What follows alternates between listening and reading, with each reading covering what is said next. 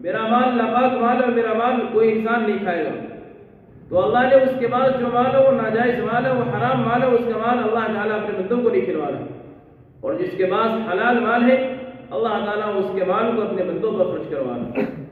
تو یقیناً جس انسان کو اللہ تعالیٰ نے مال و دولت کی نعمت سے نوازا ہے وہ خوش نصیب انسان ہے کہ اللہ تعالیٰ اسے اپنے بندوں پر خرچ کروانا، اور اس کے برخلاف جو انسان بخل کرے، روایت کے اندر آتا ہے کہ کل قیامت کے دن اللہ تعالیٰ ایک انسان کو بلائے گا اور اس سے کہے گا، اے میرے بندے، میں بیمار تھا تو نے میری آیات نہیں کی، میں بیمار تھا تو نے میری مزاج پرسی نہیں کی۔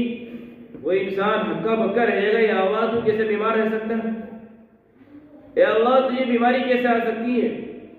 اللہ رب العالمین کہیں گے، میرے بندے، میرا فلاں بندہ بیمار تھا، اگر تو اس کے بعد زیادہ اس کی مزاج پرسی کرتا، اس کو دیکھنے جاتا، اس کی عیادت کرتا تو مجھے وہاں پاتا۔ پھر ایسے ہی اللہ تعالیٰ ایک انسان کو بلائے گا اور کہے گا، میرے بندے میں بھوکا تھا تو نے مجھے کھانا نہیں کھلایا۔ وہ انسان پھر حیران و پریشان ہے، اللہ تو بھوکا کیسے رہ سکتا ہے؟ پوری دنیا کو کھلانے والا تو ہی ہے، ساری کائنات کا نظام اے اللہ تو ہی چلا رہا ہے، اور تو بھوکا کیسے رہ سکتا ہے؟ تو اللہ تعالیٰ اس بندے سے کہے گا، اے میرے بندے، میرا فلاں بندہ بھوکا تھا، اگر تو اسے کھانا کھلاتا تو مجھے وہاں پاتا۔ اور کھانا کھلانا اسلام کے اندر بہت اونچا عمل ہے۔ ایک صحابی نے پوچھا، یا رسول اللہ ای الاسلام خیر، کہ اسلام کے اندر سب سے بہترین عمل کیا ہے؟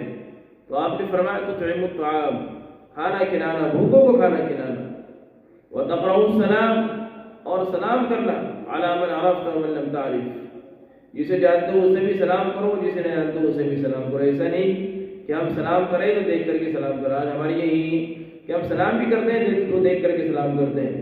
جو انسان ہمارے سلام کا جواب دے اسے سلام کرتے ہیں، اور جو جواب نہ دے اسے سلام نہیں کرتے۔ حالانکہ بحیثیت مسلمان ہماری ذمہ داری ہے کہ ہم جس مسلمان سے ملے سلام کریں۔ اور عورتوں کے اندر بھی یہ چیز پائی جاتی ہے کہ جن سے تھوڑی انبن ہو انہیں سلام نہیں کرتی، کیوں؟